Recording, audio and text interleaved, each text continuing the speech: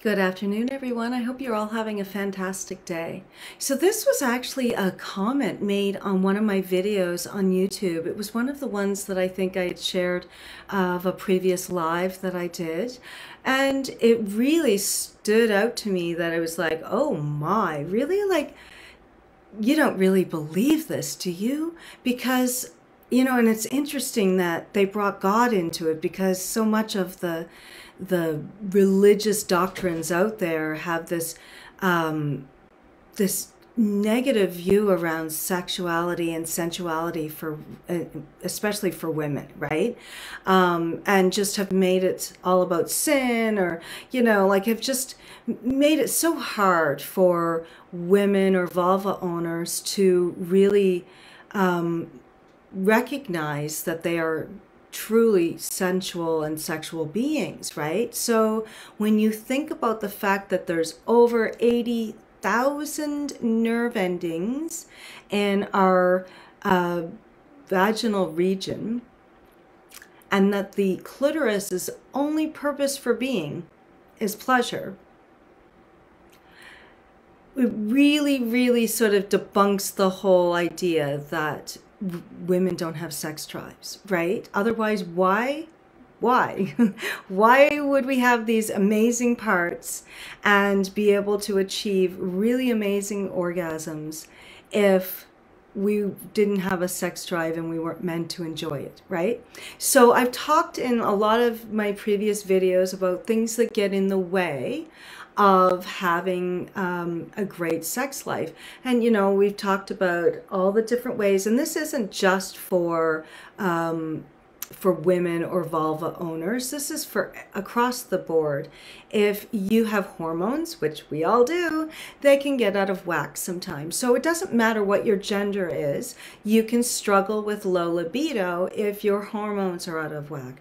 You can struggle with dysfunction in those areas, or atrophy, or all kinds of various things that can go on physically because of hormones, or lack of, too much of, just a wonkiness of them, like all of that. So just from a physical standpoint, just from that one piece alone, it can really throw things out of whack. Then you throw in the fact that you could be on medications that affect your libido. You could be experiencing a chronic illness, a chronic physical condition. There's so much just with the physical body to contend with, to keep it healthy and keep it able to, and physically able to enjoy sex, right? So, having a good diet and exercise improves circulation, which is important, right? But then when we throw in the mental, emotional, and spiritual piece, because we're all of that. We're not just physical beings. We're all of those things, right? So when you throw in all of the rest of that and all of the things that have to be in place and feel good and feel right for a person to, and regardless of gender, really enjoy their sex life, it's no wonder that so many people struggle. So when 30 to 40% of people, adults, say that they're unhappy with their sex life, that's a significant number of people, right? And we can talk about all the different barriers to, having a great sex life, and we still would just be, scratching at the surface probably. So really what I want to do with these videos is really talk about how, important it is to have great physical health, great emotional health, great spiritual health, and great sexual health, because those are the pillars to good health.